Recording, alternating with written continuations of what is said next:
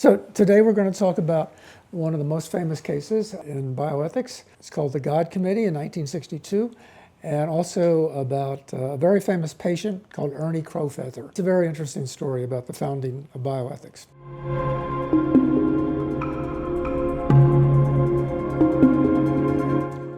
He comes in because he was a 26-year-old man, Native American, half Sioux, half white, who drank 2 6-packs of beer every night. He was a very heavy drinker, and he messed himself up, his liver, his kidneys. He was a candidate for a brand new machine called a dialysis machine. A man named William Kolff had invented dialysis back in 1943, but every time you used it, it basically cleans the blood instead of surgeons had to cut into an artery and cut into a vein, which is not very practical every time.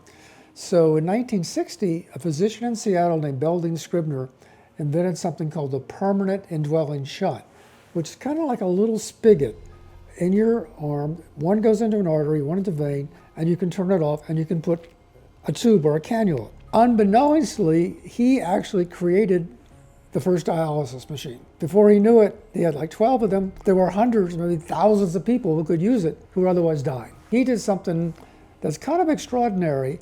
Physicians make decisions all the time about what we call allocation or distribution. If you watch the HBO show The Pit, you see this, they're always making, but previously they'd always been private. And he went public he got 7 ordinary people to be on a committee, and he said, you decide who gets the machine of all the 100 people. It cost about $20,000 a machine, and it was experimental, so no insurance covered it. So they only had about 12 machines, and it took a long time for each patient. Literally, there's probably thousands, hundreds of thousands of people who could use the machine. So how do you decide who gets to live and who doesn't get a machine and dies? Big issue. What happened, this committee, they did something I think was pretty rational. They screened people for certain medical problems, still too many people. So then they said, well, have a parent, you have 3 kids, you're a single mother, you get credit. If you have a good job, you get credit. If you're an alcoholic, no. If you're 90 years old, no. Critics called that social worth and objected that, maybe if you were a prostitute, you wouldn't get the machine, or if you were Thoreau, you wouldn't get the machine. There was a lot of controversy about how the committee actually operated. I think the committee did a pretty good job. There's a very deep problem that's kind of underlying this. And what happened is, even some of the physicians, like Belding Scribner, who started the committee, ended up, for their own patients, going around the committee. Why is that? If you're what's called a good utilitarian, you want the most years per machine, okay? Kind of like with COVID, you wanted the most years per ICU bed. But when you have a patient right before you, you bond to that patient. You care about that patient. You want to be that patient's advocate. Even though rationally you might think, oh, the committee should maybe get somebody else, you might actually go around your own committee to get your patient the best. So enter this guy, Ernie Crowfeather, who was a patient of Belding Scribner. He was charming. People in Seattle feel a little guilty about Native Americans. After all, the city is named for an American Indian chief, and the people were treated very badly. They're basically all exterminated. So everybody wanted to rescue Ernie Crowfeather, but he was a very non-compliant patient. He kept on drinking. He missed his dialysis appointments.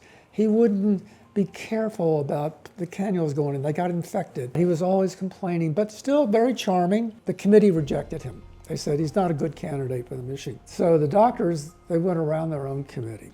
And it's called the Rule of Rescue. It's kind of famous in bioethics. In my hometown of Wheaton, Maryland, there was a kid named Danny Canal. His father was very clever about working the media and bonding to the staff. He got 3 quadruple organ transplants, even though there's like 11 people who didn't get one. That's not really right. Basically, what happens if you put a cute white kid on TV, people will give. Today they do a GoFundMe campaign, right? I once talked to an editor of one of those TV stations on top of Red Mountain, and he said one day he came out to the parking lot, which is kind of behind, and 3 women came out of their cars holding up kids. They wanted their kid to be on TV so they could raise money for a liver transplant. And he put one on TV. Then the next week, another one wanted to be on TV, and another one. And some of them weren't so cute, and some of them were black and brown. And after a while, he said, I stopped doing it. It was like playing God. And he said, after a while, and it wasn't news anymore. But that is called the rule of rescue, and physicians do it all the time. And it happened to Ernie Crowfeather. Actually, he didn't have any money. He was broke. He had fathered a child by a woman he didn't marry. That was a second relationship. He felt guilty. People, a couple of Native American physicians and a philanthropist, they raised money for him. Like, we're going to save Ernie Crowfeather so he can be on dialysis. And they did. They got a lot of money. He first presented in 1968, and it was like 3 tumultuous years where Ernie was on the TV and in and out of the hospital dialysis machines. Ultimately, he just wouldn't cooperate. He ended up robbing a Hilton for $2,000 in cash, which he was going to use to pay off his child support. And then he checked himself into a hotel, and he said, I'm going to drink myself into oblivion. And he basically committed suicide that way. You know, in today's terms, it would be like $1 million wasted. This is called the ethics of care, where people, they care about the patient and they want to rescue them, even though it may not do the most good. So there's another interesting little finale to this story. Belding Scribner went to a convention in Atlantic City, and he wanted to get more money. Instead, what the reporter heard was, there's this committee who decides who lives and dies, and she called it the God Committee. Front page story of Life magazine. It got booted up to Congress, and at the time we were sending people to the moon, and people said, how come we can send people to the moon and not give them a dialysis machine? What kind of country is this? So Congress debated, like, what kind of criteria should we use? And they couldn't agree. So what happened in 1972, every American got the right to federally funded dialysis, End-Stage Renal Disease Act, and later to a kidney transplant too.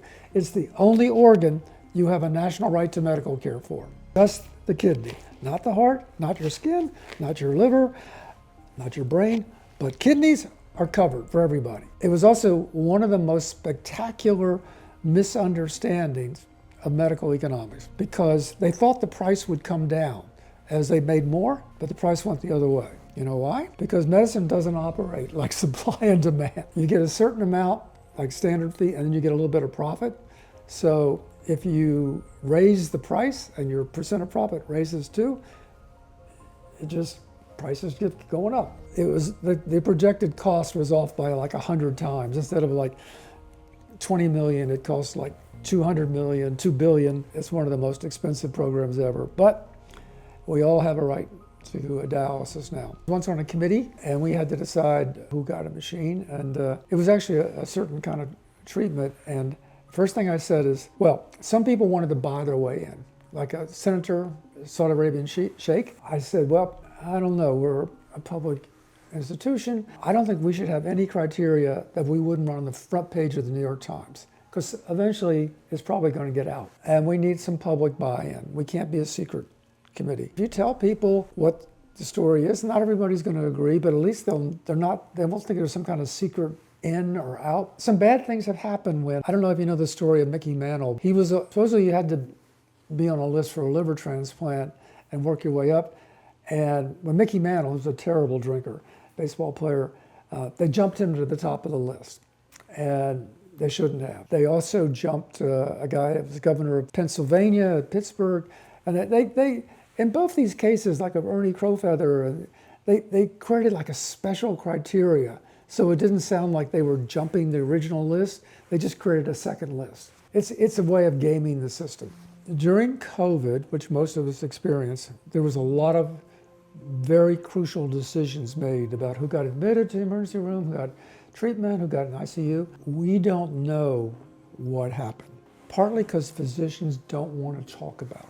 It's an epistemological black hole. And partly the story we're about to hear explains a little bit why it's so difficult to get Americans to agree on criteria for who gets a scarce medical resource. So remember 5 years ago with COVID, there was a machine called ECMO.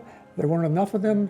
And my friend was a physician, and he had to decide who got on the machine and lived, and also who got taken off the machine and lived. So Should you just give it to young people, or should you give old people a chance? What do you think? Please comment. So I'm curious, if you were on the guide committee, would you give the dialysis machine to the single woman with 3 children, or would you give it to Thoreau with no children? Would you penalize people who maybe were heavy drinkers but might do well on dialysis, or would you prefer someone that was a non-drinker? Should that even be relevant? Whether you had a job be relevant? Please comment and let me know. I'm curious what you think. So if you know a story you want me to cover in Great Stories in Bioethics, let me know in the comments and I'll take a look at it.